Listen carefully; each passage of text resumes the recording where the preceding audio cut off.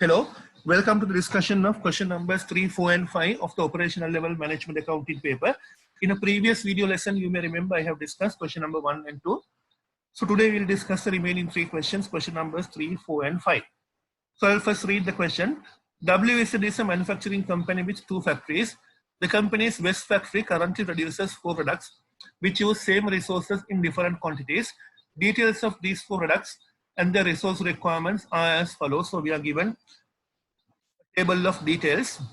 Selling price, direct labor at 8 rupees per hour, direct material A at 3 rupees per liter, direct material B at 5 rupees per kilogram, variable overheads. Then we are given some notes, labor related, machine related, total variable cost, other data, machine hours per unit, and maximum demand per week.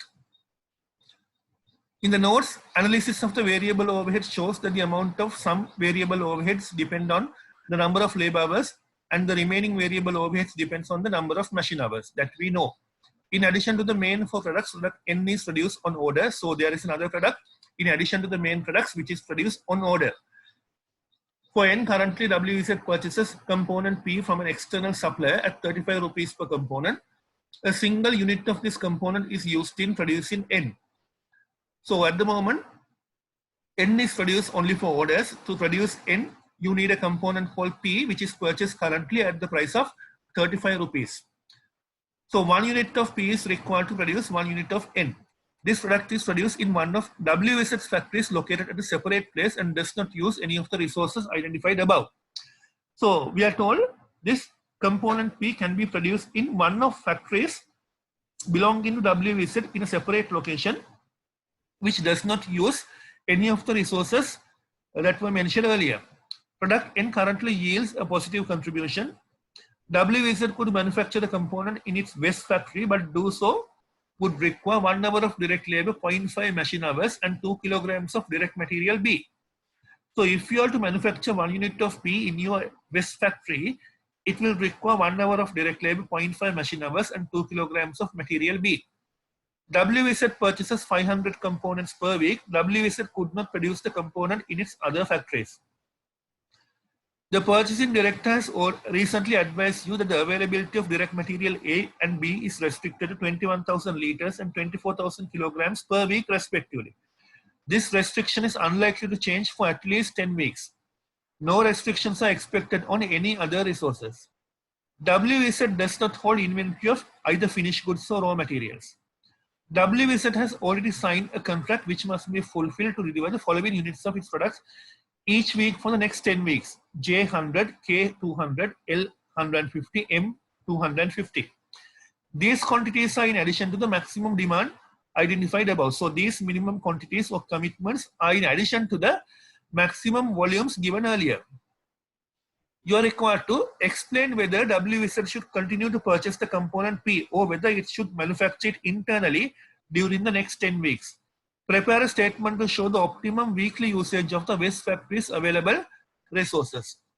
Okay, let's see how we can do this question now.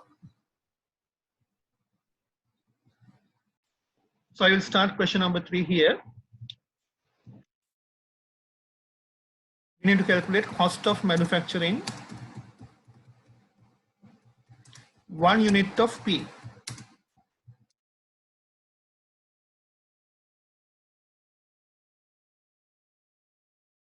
We are told 1 unit of P needs 1 direct labor hour. So I'll first put that direct labor cost. It requires 1 hour and the direct labor rate is 8 rupees per hour. Therefore, 1 hour into 8 rupees per hour, direct labor cost is 8 rupees. Also, we are told 1 unit of P requires 0.5 machine hours. Now here we need to calculate machine hour rate first. Machine hour rate per hour. So if you go back to the question, you will see there are variable overheads which vary with the machine hours, and if you take product J, In product J, variable overheads which vary with machine hours is 1.25 for 5 machine hours. I repeat, for 1 unit of J, variable overheads based on machine hours is 1.25 for 5 machine hours. Therefore, we can calculate the machine hour rate. Machine hour rate per hour, that is 1.25 divided by 5. So I'll put the formula here, 1.25 for 1 unit of J for 5 hours. So that is how I got this machine hour rate per hour. So based on this machine hour rate per hour, I can now calculate machine hour overheads or variable overheads based on machine hours. Rate is 0.25 per machine hour and each unit requires 0.5 machine hours. Therefore, variable overheads based on machine hours is 0.125. That also we can put down. So this, how do we get 0.5 hours into 0.25? So this is how we get 0.125. Since we are told this product requires 1 labor hour, we need to allocate variable overheads based on labor hours as well. So variable overheads based on labor hours. So for that, we need to first calculate the labor hour rate. Labor hour rate per hour. Again, I will go to product J. As you can see in product J, variable overheads due to labor hours is again 1.25 and 1 unit of J requires 2.5 labor hours. Now, how do I get 2.5 labor hours? With regard to one unit of J, you can see direct labor cost is 20 rupees and the direct labor rate per hour is 8. So at the rate of 8 rupees per hour, if the direct labor cost is 20 rupees, it means for 1 unit of J, you need 2.5 labor hours.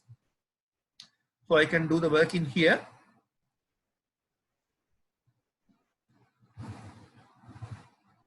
For 1 unit of J, I will write like this. For 1 unit of J, direct labor cost is 20 rupees. Direct labor rate per hour is 8. Therefore, we can calculate direct labor hours per unit for 1 unit of J. 20 divided by 8, 2.5. Direct labor hours per 1 unit of J.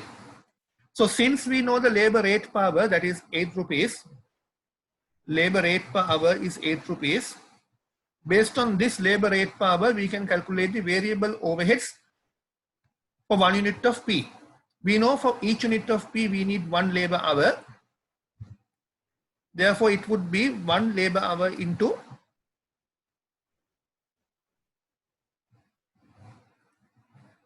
give me 1 second. For 1 unit of J, we know direct labor hours per unit is 2.5. And also for 1 unit of J, from the details given, variable overhead cost is 1.25. For 1 unit of J, variable overhead cost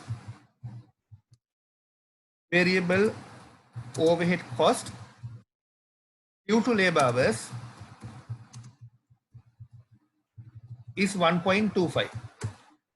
So I'll explain again. For 1 unit of J, direct labor cost is 20. Direct labor rate per hour is 8 rupees. So using those two information, we can calculate for 1 unit of J, direct labor hours 2.5. Variable overheads due to labor hours for 1 unit of J is 1.25. So now I can calculate variable overhead absorption rate per 1 direct labor hour. So total variable overhead cost due to labor hours 1.25 for 2.5 labor hours. Therefore, variable overhead absorption rate per one direct labor hour 1.25 divided by 2.5 hours, 0.5. So based on 0.5, I can calculate variable overheads for 1 unit of P. We know for each unit of P, we need 1 hour, 1 direct labor hour. And for each direct labor hour, we know the variable overhead absorption rate, 0.5. Therefore, variable overheads due to labor hours for 1 unit of P is 0.5. This is 1 hour into 0.5. So let me repeat as to how I got that answer. I had to calculate the variable overheads due to labor hours. So variable overheads are absorbed based on the labor hours, based on a particular absorption rate. So therefore, to calculate the absorption rate, what we could do is to use some information given at the moment in the exam question. So for that, I have used the information given for 1 unit of J. You can see for 1 unit of J, direct labor cost at the moment is 20 rupees. That is at the rate of 8 rupees per hour. It means for each unit of J, there are 2.5 labor hours. And for 2.5 labor hours, variable overheads is 1.25, which means for each labor hour, variable overhead absorption rate is 0.5. So for each unit of P, we need 1 labor hour. So if we need 1 labor hour for each unit of P, for that labor hour, variable overheads will be 1 into 0.5. So that is how we got this answer, 0.5 as variable overheads based on labor hours for 1 unit of P. In addition to that, for each unit of P, we are told it needs 2 kilograms of material B. 2 kilograms of material B. Let's go to the question again. We can see the rate of material B for each kilogram. Rate of material B for each kilogram is 5 rupees. So for this, you need 2 kilograms. Therefore, material B cost will be 5 rupees into 2 kilograms, 10.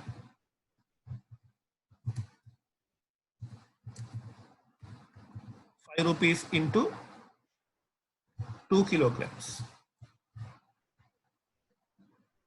So now we can calculate the total production cost of 1 unit of P.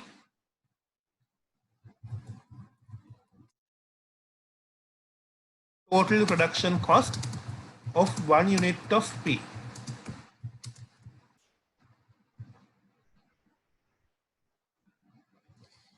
That is 18.625. 18.625. This we can compare with the current purchase price. Current purchase price,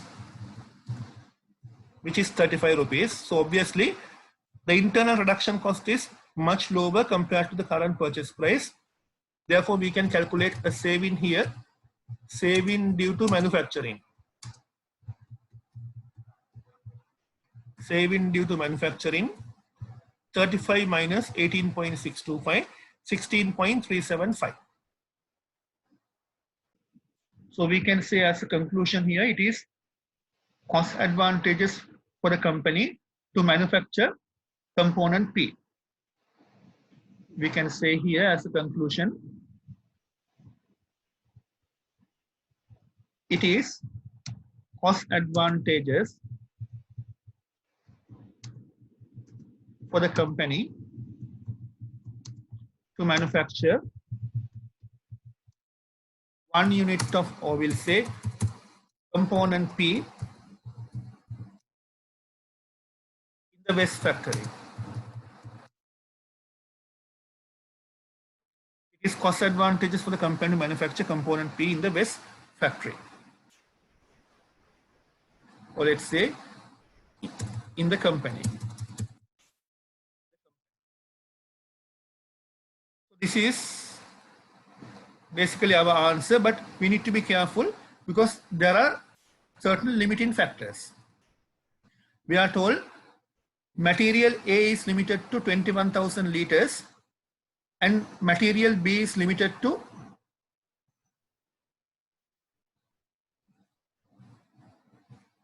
give me 1 second. We are told material A is limited to 21,000 liters and material B is limited to 24,000 kilograms per week. Now this product P, it doesn't require material A, but it requires 2 kilograms of material B, which will affect the total amount of materials available from material B. So that we need to consider. So I'll go back to the question.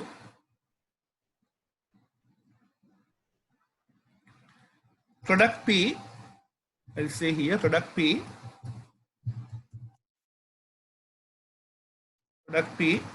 requires 2 kilograms of material B. Material B is limited to 24,000 kilograms.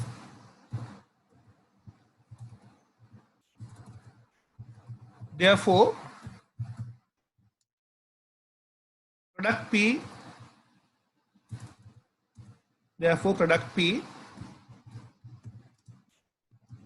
will affect the limiting factor. That we have to be careful. It doesn't require material A, but it requires 2 kilograms of material B.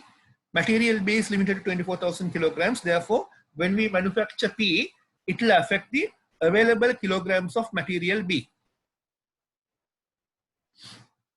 I will separate this as all these are workings.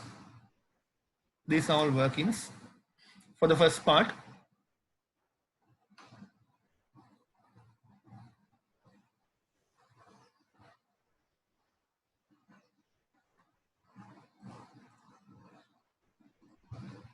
So I have separated those. Those are workings for the first part.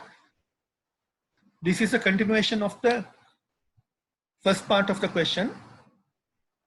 So now let's see what will happen with regard to material B.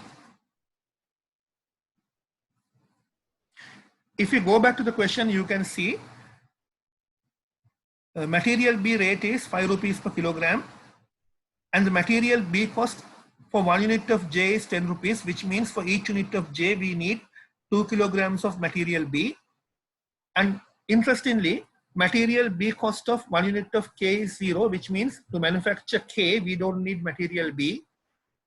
Material B cost of 1 unit of L is 15, which means for each unit of L we need 3 kilograms and for each unit of M we need 4 kilograms. So I can put those details in my working.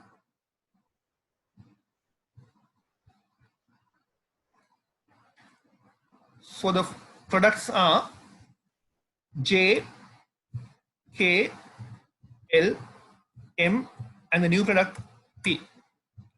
So I can put here material B requirement. Material B requirement for 1 unit of each of these products. Material B requirement for 1 unit of each of these products. For 1 unit of J, 2 kilograms.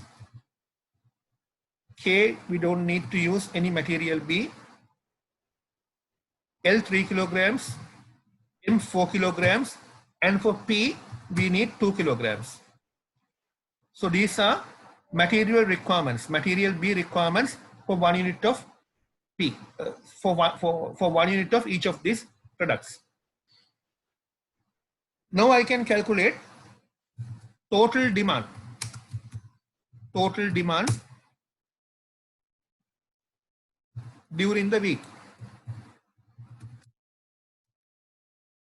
Total demand during the week.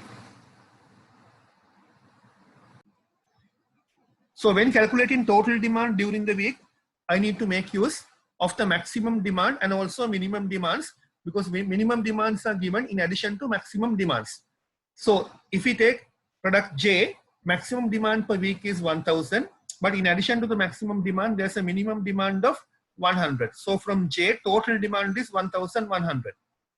K, maximum demand 3500, minimum demand 200. Total demand of K would be 3700 per week. So likewise.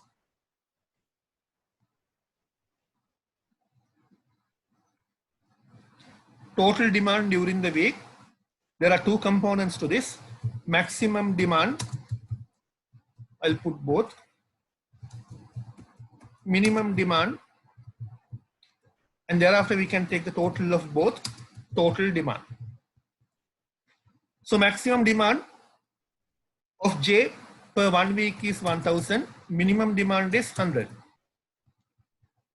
Maximum demand of K per week is 3500, minimum demand 200. Maximum demand for 1 week from L is 2800.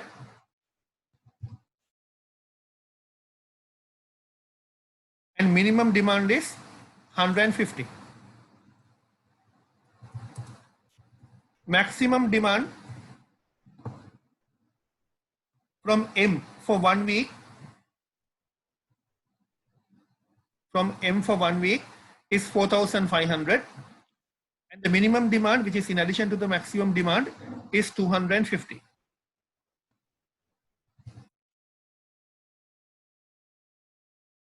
And when it comes to product P,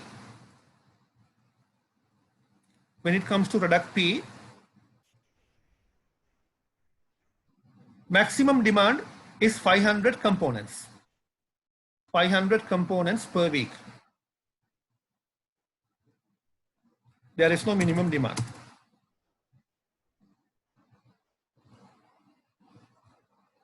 So based on this, I can calculate the total demand. Total demand, which includes both maximum and minimum demand, for J is 1100. Total demand of K 3700, L 2950, M 4750, and for P 500. So based on this total demand, I can calculate total material B requirement. Total material B requirement. That is total demand into the requirement for 1 unit. That is, for 1 unit of J, you need 2 kilograms of material B. So for all units of J, you need 2200 kilograms of material B. Like this, I can do for all the products J, K, L, M, and P, and can get the total here. So to manufacture all the units from material B, I need 31,050 kilograms. Unfortunately, I am limited to 24,000 kilograms from material B. I can repeat this sentence. Material B is limited to 24,000 kilograms. Therefore, I can define, therefore, material B is a limiting factor. It is definitely a limiting factor. Material B is a limiting factor when we are manufacturing P also. Since material B is a limiting factor, we need to prioritize and rank the products based on the contribution for 1 kilogram of material B. So this is how we are going to do. We are not manufacturing K, we are manufacturing J, L, M, and P. And for each unit, we know the selling price as well as other cost details. So we can use the selling prices of all these products. Selling price of 1 unit of J is 56, L 78, M 96, and we know for 1 unit of P at the moment is 35. So we'll say selling price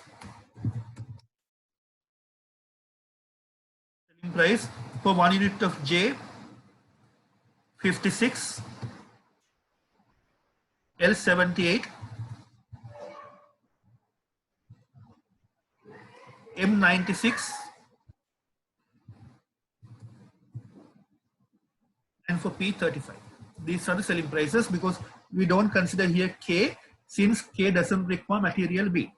So these are the selling prices. I can put the variable cost.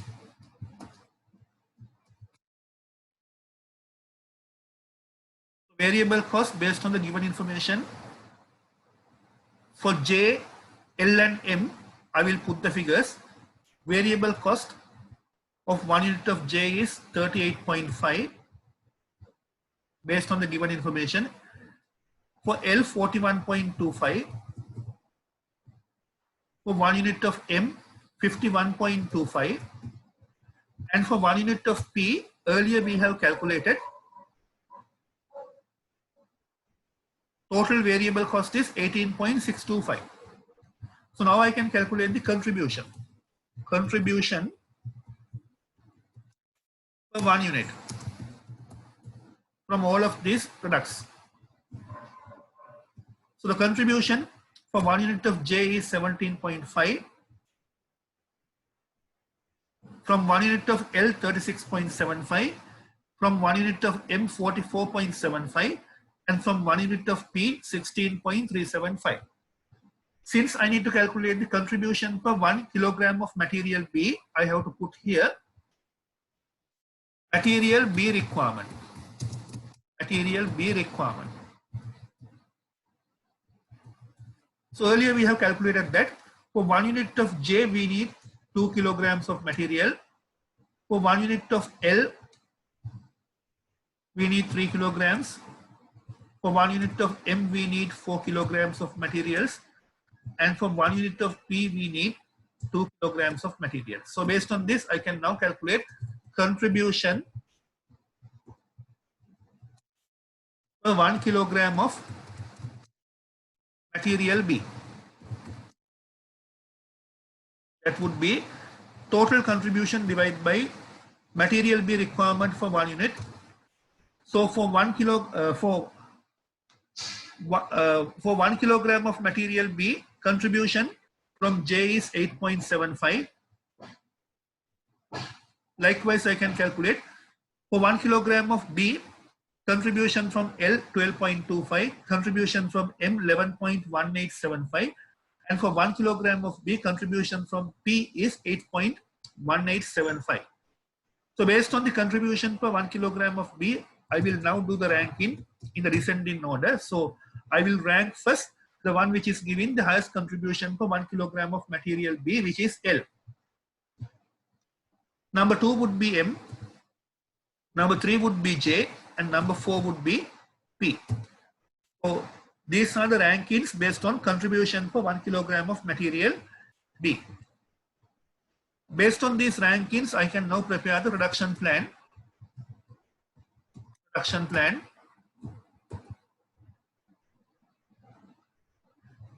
For J, K, L. So based on this calculation, I can say since product P is ranked number 4, it should be produced only if the materials are available after producing J, L and M. So I will say here product P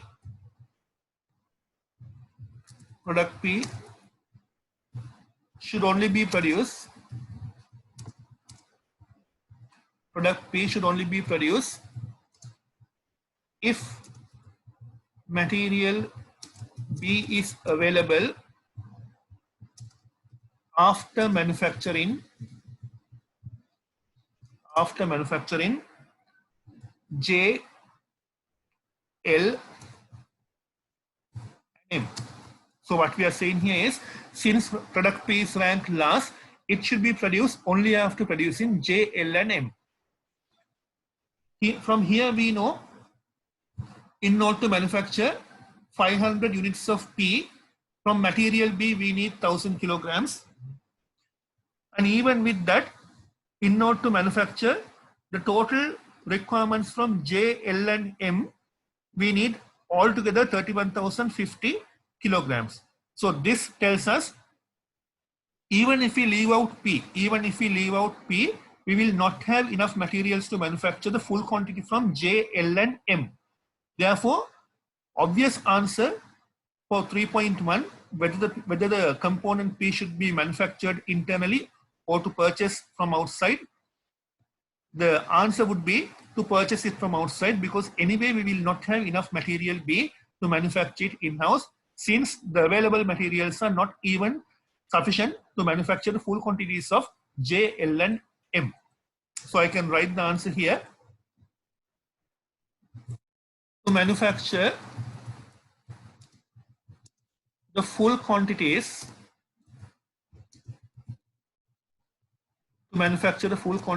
of J, L and M, the company requires, without this 1000 kilograms required for P, to manufacture the full quantities of J, L and M, the company requires 30,050 kilograms. I will write here 30,050 kilograms. So basically it is the difference between 31,050 and 1,000. Material B is limited to 24,000 kilograms only. Therefore, I can say, therefore, component P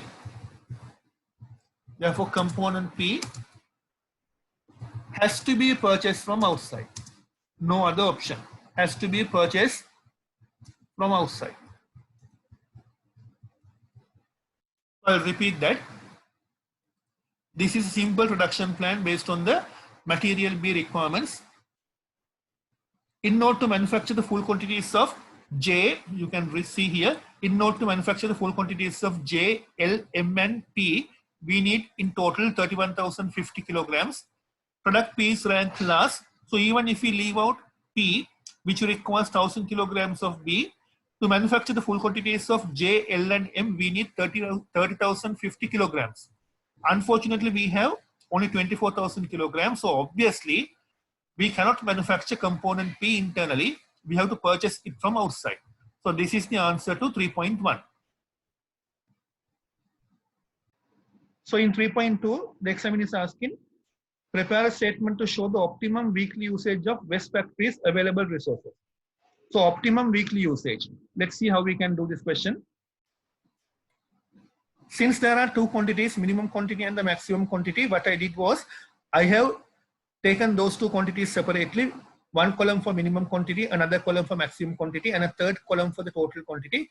So first, from all these products, I'm going to allocate the minimum quantity. So the minimum quantity of J is 100, from L 150 and M 250. So those are the minimum quantities, 100, 150 and 250. Thereafter, I can go to the maximum quantities, but before I allocate maximum quantities, I'm going to use the ranking or the priority order. So based on our ranking, L is ranked first, M is second, and J is third. So based on this ranking order, I'm going to first allocate quantities for L. Now for L, the maximum demand, earlier we have taken that. For L, the maximum demand is 2,800. So from L, I'm going to produce the maximum demand 2,800. So from L, the total quantity I'm going to manufacture would be 2,950. I can do that for other two products also.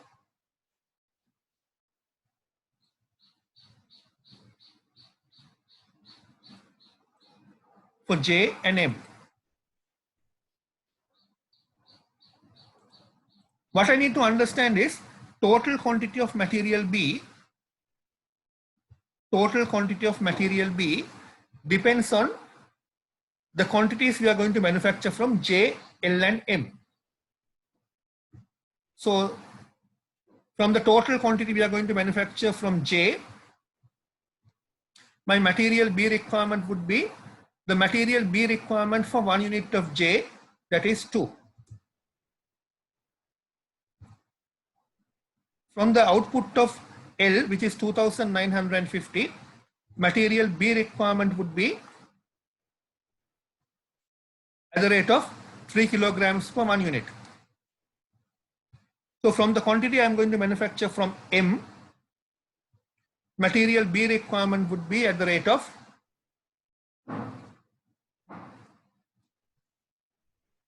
4 units, at the rate of 4 kilograms per 1 unit.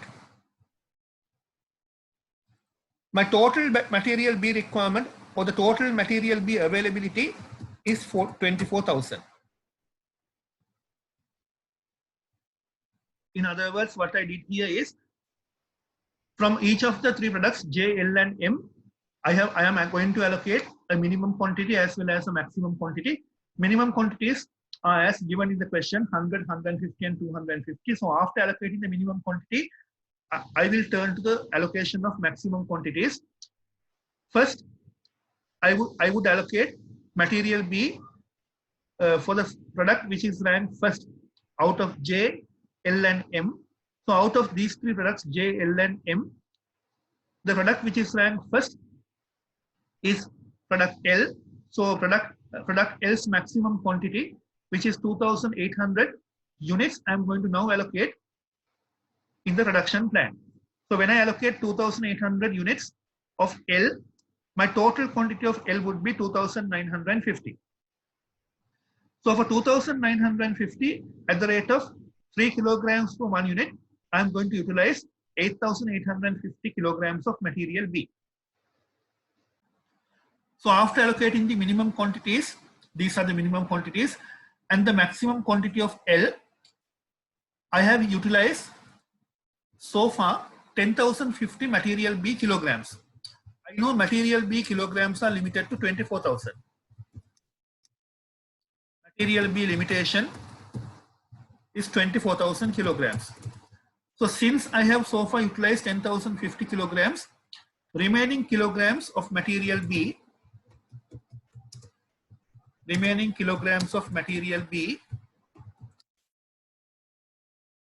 is limited to 24,000 minus 10,050, 13,950.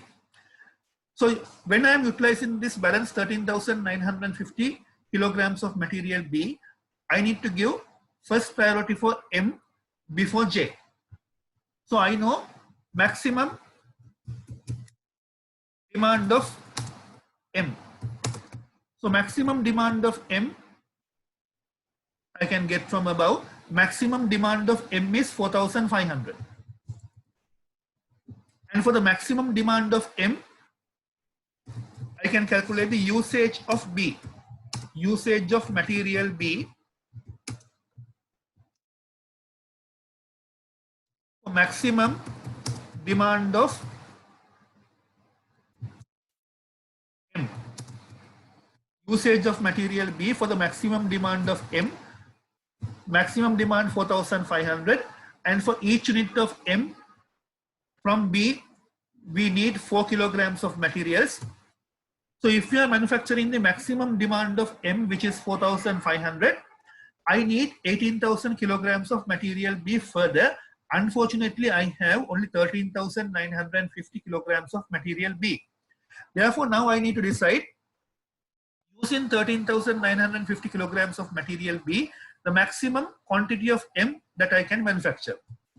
So I'll write it here, maximum quantity of M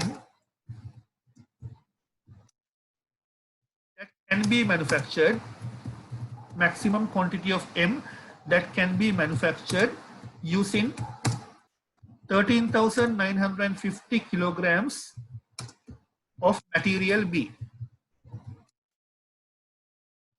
Using 13,950 kilograms of material B at the rate of 4 kilograms for each unit, I can only manufacture 3,487.5 units of material M further. So this is the maximum volume of material M that I can manufacture further. You can see now, when I put 3,487.5 as the maximum quantity of M, total quantity of M will increase to 3,737.5, and with this my total material B requirement in the chart will increase to 24,000 kilograms. So which means now I am fully utilizing the available quantity of material B. So using the available quantity of material B, which is 24,000 kilograms, this is the best possible production plan the company can manufacture. In other words, the company can manufacture only 100 units of J, 2,950 from L, and 3,737.5 from M. So these are the maximum quantities from each of these products the company can manufacture, having 24,000 kilograms of material B. So this is the answer to 3.2.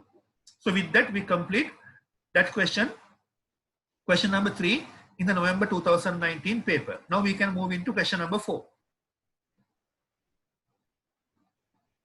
A company manufactures a single product Y. It has documented levels of demand at current selling prices for the product. So you are given different selling prices as well as different costs for different volumes.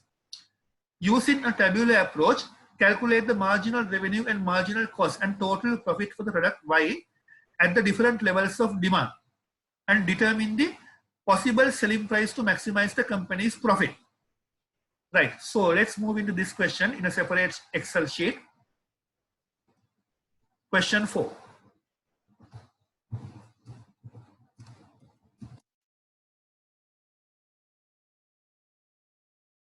So question number 4, I can prepare a table like this.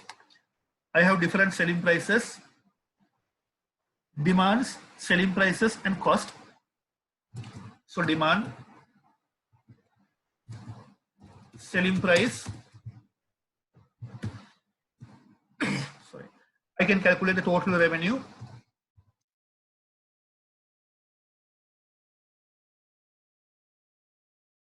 Cost. Total cost. And here I can calculate the marginal revenue and marginal cost.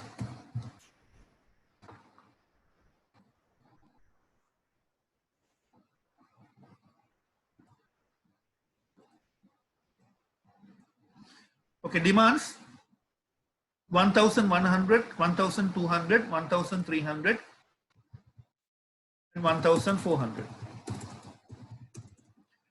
Selling prices 48, 46, 45, 42.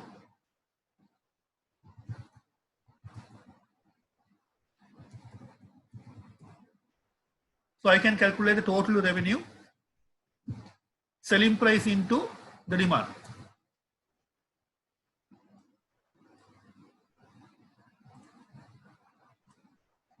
Cost per unit 24, 21, 24, 21, 20 and 19. Cost per unit 24, 21, 20 and 19. So total cost per unit into the volume.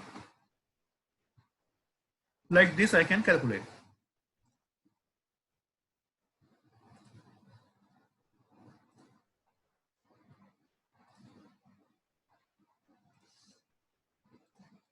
So 24, 21, 20 and 19.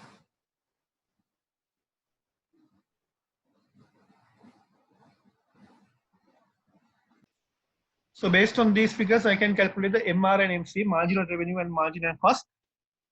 So for the first volume, first demand of 1,100, marginal revenue is same as total revenue. Same here, marginal cost is same as total cost.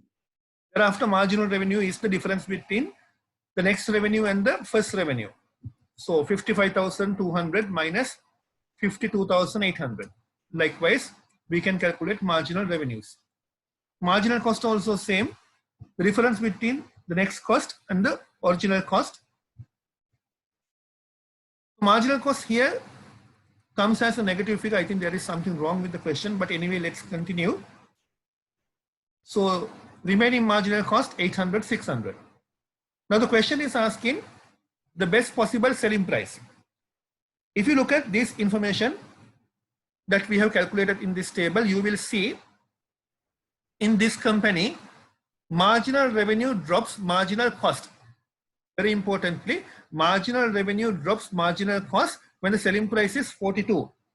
At this selling price, when the selling price is 42, you can see at this selling price of 42, you can see marginal revenue is only 300, whereas marginal cost is 600. So if the marginal cost is more than marginal revenue, the conclusion is that selling price is not viable. In other words, we should not produce that much of a quantity if the marginal cost is more than the marginal revenue. So therefore, we should stop at 1,300 units and our selling price should be 45 rupees, at which point our marginal revenue is more than marginal cost. So I can write here, the company should stop. The company should stop at 1,300 units. The company should stop at 1,300 units. Maximum selling price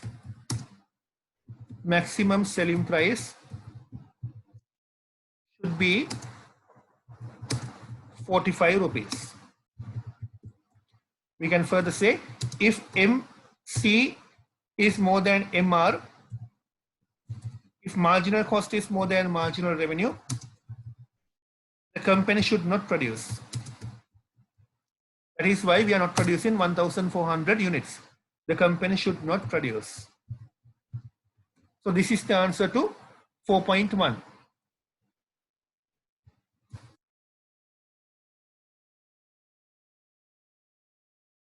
Now we can move into 4.2.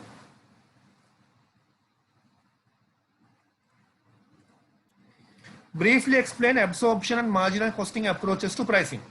So when it comes to pricing, the difference between the absorption costing approach and marginal costing approach, you know, costing leads to pricing. In other words, pricing is an outcome which is based on costing. So when it comes to costing, based on these two different approaches, absorption costing and marginal costing, you know, in absorption costing, we consider fixed reduction overheads as part of the unit cost, but in marginal costing, fixed reduction overheads are not considered as a part of the unit cost. We consider those as period cost.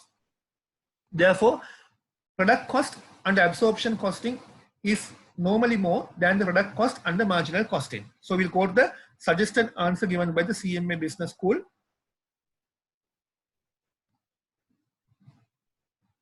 Absorption costing absorbs fixed reduction overheads to the inventory. Accordingly, reduction cost per unit is higher compared to marginal costing. That is what we have discussed. And absorption costing, reduction cost is higher because we are absorbing fixed reduction overheads. When cost plus pricing approach is used under this scenario, price would be higher if the same markup is applied. However, the firm can apply low markup as production overhead is included in the cost of the product. Marginal costing considers only variable reduction cost and all fixed reduction cost is written off against the profit as a period cost that I have discussed. Accordingly, cost per unit is lower compared to absorption costing, needs to apply a higher markup compared to absorption costing for determining the price, as part of the production overheads is not included in the unit cost. So basically what this says is, if you are applying absorption costing for pricing, then of course you can apply a lower margin since fixed reduction overheads are included in the cost. But if you are applying marginal cost for pricing, then of course you have to apply a higher margin since fixed reduction overheads are not included in the unit cost. So that is the answer to 4.2. We can go back to the question 4.3. Briefly explain the benefit of learning curve theory in an effort of managing cost in a manufacturing situation. So learning curve theory gives us the additional cost to manufacture as we improve. In other words, as we gain more learning on how to manufacture a particular product, learning curve theory tells us by how much the time required to manufacture diminishes. So we'll go to the suggested answer again.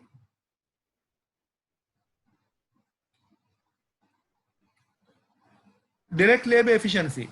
Improvements in the arrangement of the workplace, improved balancing of work, motivation and improved equipment are among the contributors to direct labor learning. So this is basically the main theme of learning curve. As we gain more knowledge on how to manufacture, as our knowledge increases, the time required to manufacture additional units decrease. Economies of scale. Large scale equipment may lower cost in several ways. For example, one machine with twice the capacity may cost less than two machines with 1/2 the capacity. So we may learn that as we go on, we may learn that if we use a sophisticated machine with a higher capacity, that will bring us, or that will reduce cost in the company more so than if we use two low quality machines with half the capacities. Plant layout. An effective plant layout simplifies an effective plant layout simplifies workflow, and it reduces handling cost and improves coordination. It often reduces inventory as well. So another advantage, if you have a proper plant layout, it can reduce the workflow, it can reduce handling cost, it can improve coordination among departments, and also it can reduce inventory. So all these are learnings due to which the company can save cost. Process improvement. Process improvements can also be simply a change in the sequence of operations or the elimination of unnecessary steps.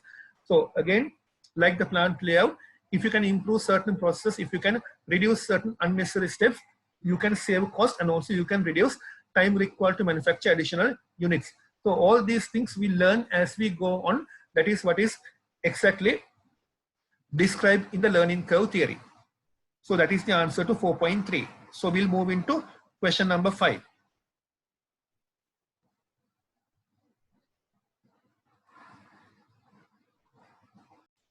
So question number 5, part 1, discuss the managerial issues arising out of the use of budgets in control.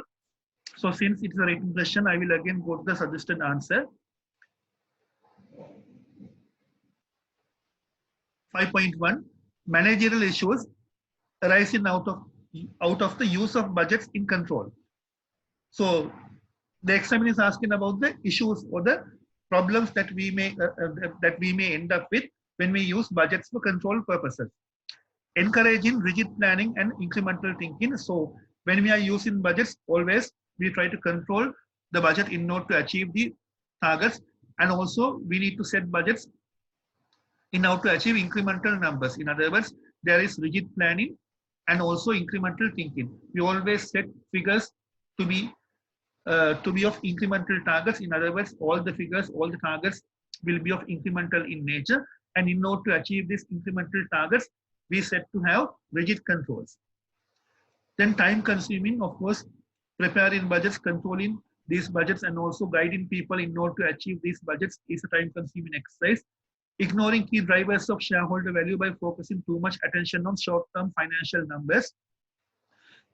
What it says is, of course, we don't consider what we need to basically deliver. We need to deliver shareholder value. So without concentrating on delivering shareholder value, we might focus on achieving small financial targets.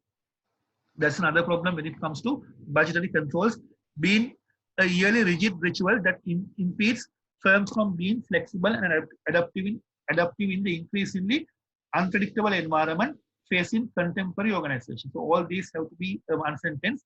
So what it says is, I will read that again, being a yearly rigid ritual which impedes firms from being flexible and adaptive in the increasingly unpredictable environment facing contemporary organization. In other words, basically, when you set rigid budgets, it prevents organizations from being flexible. In other words, name of the game, or what we need to become is a flexible organization. We need to deliver shareholder value, and also we need to concentrate on what we need to achieve. But without concentrating on what we need to deliver to the shareholders, without concentrating on being flexible for the changes in the environment, budgets, traditional budgets, forces us to be rigid in order to achieve the set numbers. Tying the company to a 12-month commitment, which is risky since it is based on uncertain forecast. So it is another problem, especially in times like this. You should not limit your focus to a 12-month commitment, which is prepared 12 months in advance. In other words, in this 12 months period, so many things can change. And as a result of the changes in the environment, you may have to change your budgets. It is risky for you to focus on a rigid budget because budgets have to be flexible. Meeting only the lowest targets and not attempting to beat the targets. So this is another problem. When you set a budget, everybody will try to achieve the numbers and nobody will try to beat the numbers. So nobody will try to exceed the numbers. They only focus on reaching the numbers. Spending what is in the budget, even if this is not necessary, in order to guard against next year's budget being reduced. So this is mainly applicable for expenses such as marketing and advertising. What might happen when it comes to these expenses is the marketing department might think if they don't spend the marketing budget this year, they might not get enough money allocations or enough budget allocations for marketing in the next year. So thinking that they might not get enough budget allocation in the next year, even if certain expenses are unnecessary, they might spend in this year. So when you have a fixed budget, it can lead to so many unnecessary expenses which the company can easily avoid. Thinking or fearing that they might not get enough money for next year's budget or from the next year's budget, they might spend the current year's budget. Achieving the budget, even if this results in undesirable actions. So sometimes in order to achieve budgets, in order to achieve the results, people can do various unethical things.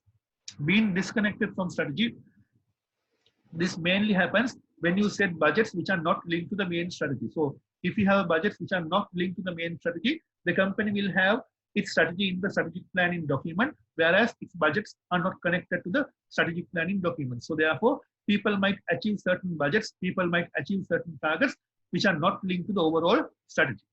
So these are some of the managerial issues that we might face when it comes to controlling through budgets. So we'll go to part 2 of the question. Describe in brief the following new developments in management accounting practices: total quality management, just-in-time, computer integrated manufacturing or SIM, enterprise resources planning. So again, I will go to the suggested answer. So total quality management to start with. Total quality management is an integrated and comprehensive system of planning and controlling all business functions so that products or services are produced which meet or exceed customer expectations. TQM is a philosophy of business behavior embracing principles such as employee involvement, continuous improvement at all levels, and customer focus, as well as being a collection of related techniques aimed at improving quality such as full documentation of activities, clear goal setting, and performance measurement from the customer perspective. So it is very important to understand total quality management is a management approach. In other words, it is a new philosophy where everybody in the organization from top to bottom should embrace. In other words, it is not only limited to a particular department, but it is applicable for the entire organization. Not only the workforce, but also the top management should embrace total quality management, and they should make it a part of the company's operations. If you do so only, the company would be able to achieve the correct quality. The company would be able to satisfy the customers, and the company ultimately would be able to achieve its strategic goals. Just in time, the design of the production process, which involves producing the required items at the required quality and in the required quantities at the precise time they require. So basically, JIT or just in time is an inventory management system, primarily an inventory management system where we manufacture only when there's a demand. So only when there's a demand, we will manufacture only the required quantity at the required quality. So we don't keep inventory, and therefore we can save stock holding cost. So computer integrated manufacturing or SIM. Computer integrated manufacturing, known as SIM, is the phrase used to describe the complete automation of a manufacturing plant with all processes functioning under computer control and digital information tying them together. So computer integrated manufacturing is a manufacturing process, is a manufacturing flow where everything, all the steps in the production process is controlled through the machines. In other words, it is computer control. Enterprise resource planning is a system that is used to combine all of the information or operations of a company into a single unit. So enterprise resource planning is basically a system where all the operations or all the functions of an organization are connected.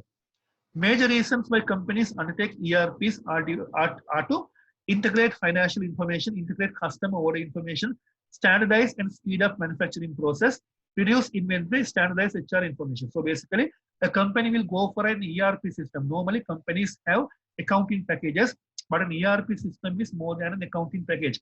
In an ERP system, you combine the accounting package with other processes so that all the information in the company across various divisions are in one software, are in one platform. So basically, companies will go for ERPs in order to integrate financial information, in order to standardize HR information, in order to integrate customer information, in order to speed up delivery, in order to reduce inventory, etc., etc. So these are some of the benefits of ERP system. So in short, ERP system is a comprehensive system, a holistic system where the entire operations of an organization is connected as one system. So with that, we complete the answer for 5.2, the discussion of these new developments in management accounting. So with that, we complete the entire question paper, November 2019 management accounting question paper at the operational level. So in another video lesson, I will discuss with you May 2019 management accounting paper. So until such time, thank you very much.